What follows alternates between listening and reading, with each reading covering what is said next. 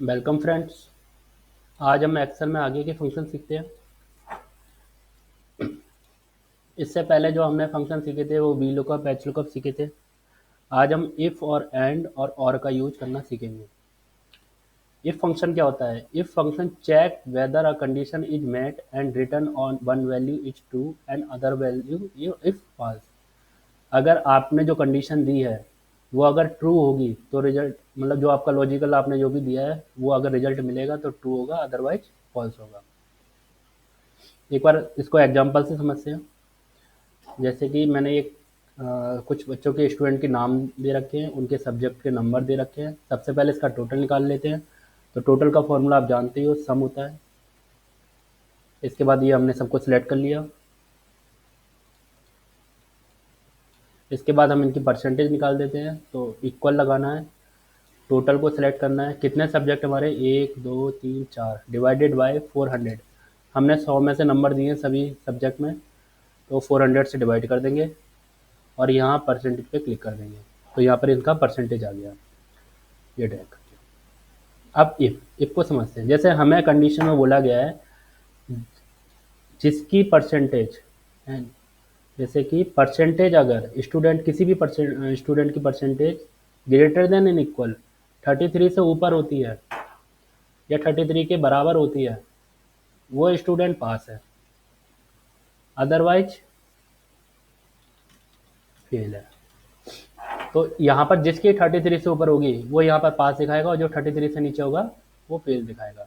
तो एक बार हम लगाते हैं, इक्वल लगाया, इफ लॉजिकल टेस्ट। सबसे पहले लॉजिक मांग रहा है तो हमने यहाँ पे परसेंटेज को ले लिया, ग्रेटर देन इन इक्वल। यहाँ पे हमने लगाया 33%। अगर ये जो G2 है, G2 हमारा सेल एड्रेस है, ग्रेटर देन होता है 33% से या 33% के इक्वल होता है, अगर ये लॉजिक रन करता है तो वैल्यू इज ट्रू मिलेगी। तो हमने यहाँ पे लगा दिया ट्रू में पास। और जो भी आप कंडीशन देते हो टेस्ट में उसको डबल कोट्स में लिखना पड़ता है। अगर आप न्यूमेरिक में दे रहे हो, जैसे 1 लिखते हो, पास के पे 1 और फेल के पे 2, तो वहाँ पे आपको डबल कोट्स नहीं लगाना पड़ता। ठीक है।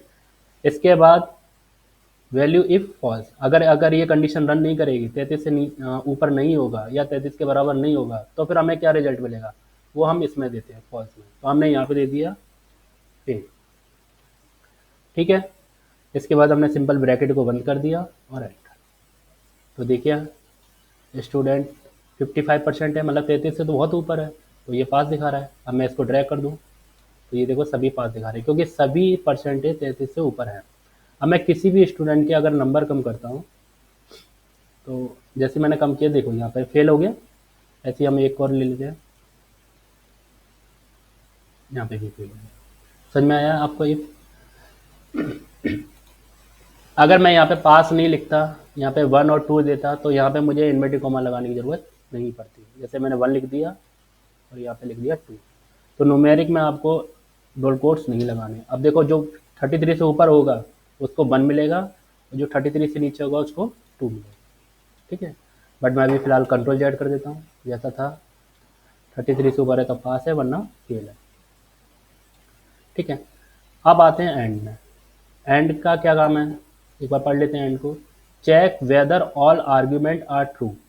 आपने जो भी कंडीशन आप चेक कर रहे हो वो सारी कंडीशन अगर ट्रू है देन रिजल्ट आपको ट्रू मिलेगा। अगर उसमें एक भी कंडीशन ट्रू नहीं है तो ऑल आर्ग्यूमेंट आर ट्रू, और एक भी कंडीशन ट्रू नहीं होगी तो वो हमें क्या मिलेगा? फॉल्स। सारी कंडीशन ट्रू होने पे ही हमें ट्रू मिलेगा।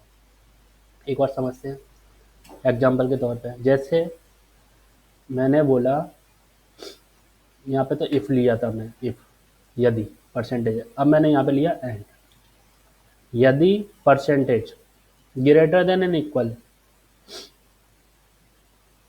परसेंटेज नहीं, यहाँ पे सब्जेक्ट ले लेते हैं Hindi, all subject and all subject greater than and equal 33 से ऊपर होते हैं तो पास है, अदरवाइज फेल। हमें बोला गया है जैसे अरुण है, अभी देखो इसकी परसेंटेज 55 है, लेकिन अगर सब्जेक्ट देखें तो इसमें तो फेल है। मैंने बोला यहाँ पे हर सब्जेक्ट में उसके 33 से ऊपर मार्क्स होने चाहिए, हिंदी में भी 33 से ऊपर हो, इंग्लिश में भी, मैथ में भी और साइंस में भी। तो अगर परसेंटेज के अकॉर्डिंग देखें तो पास हो गया, लेकिन सब्जेक्ट के अकॉर्डिंग देखें तो ये फेल हो गया। ठीक है, अब इसमें हमें, अभी हम सिर्फ परसेंटेज को चेक कर रहे थे, एक ही कॉलम को चेक कर रहे थे, अब हम मल्टीपल कॉलम को चेक करेंगे।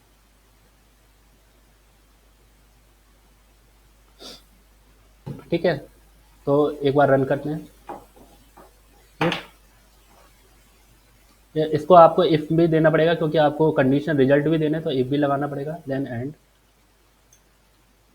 यहाँ पे ले लिया हमने V2 ग्रेटर देन, अगर 90 से ऊपर होता है, सॉरी 33 से, ग्रेटर देन इक्वल दोनों लगा देते हैं। 33 से ऊपर होता है हिंदी, इंग्लिश भी 33 से ऊपर होता है, और मैथ भी 33 से ऊपर होता है, और बचा आपका साइंस, ये भी 33 से ऊपर होता है। तो अब ये सारी जब लॉजिक जो भी आपने दिए वो सारे ट्रू होंगे, तभी हमें यहाँ पे ट्रू की कंडीशन मिलेगी। तो ट्रू की कंडीशन मैंने दे दी। अब ये इफ के द्वारा दिया है पास, तो हमें क्या मिलेगा? पास। एंड के द्वारा हम सारे चेक कर रहे हैं कंडीशन, और अगर ट्रू मिलता है, मतलब सभी सब्जेक्ट 33 से ऊपर होते हैं, तो हमें यहाँ पे पास मिलेगा, अदरवाइज फेल। ब्रैकेट बंद और देखिए फेल मिल गया, क्योंकि उसके सारे सब्जेक्ट में, 3 सब्जेक्ट में तो 33 से ऊपर थे, बट एक सब्जेक्ट में फेल था। अब इसको ट्रैक कर दिया, तो देखिए सभी फेल है, क्योंकि कहीं ना कहीं वो किसी ना किसी सब्जेक्ट में फेल हो गया। अब मैं इसके नंबर जैसे इंक्रीज कर देता हूँ यहाँ पर, देखो पास हो गया, क्योंकि सारे सब्जेक्ट उसके 33 से ऊपर हो गए। ठीक है, इसको ले लेते हैं, देखो हो गया। ठीक, इसको ले लेते हैं, इसमें इसमें इसके समझ में आ गया। एंड अब लगाते हैं और क्या होता है? Check whether any of the argument, मतलब कोई भी एक कंडीशन अगर आपकी ट्रू है, देन रिजल्ट आपको ट्रू मिलेगा, अदरवाइज फॉल्स मिलेगा। एक बार हम चेक कर लेते हैं। एनी वन, हमें कंडीशन दी गई है, any one subject greater than equal, कोई भी एक सब्जेक्ट अगर आपका 33 से ऊपर है तो वो पास है, अदरवाइज फेल है। हमने कंडीशन दी गई है कि चाहे वो हिंदी में, इंग्लिश में, मैथ में, साइंस में, किसी भी चारों सब्जेक्ट में से एक में भी 33 से ऊपर लाता है, तो उसको यहाँ पे पास दिखा दो, और एक भी सब्जेक्ट में अगर वो 33 से ऊपर नहीं ला पाता तो यहाँ पर फेल दिखा दो। मतलब कोई भी सब्जेक्ट में एक में रन कर जाना चाहिए।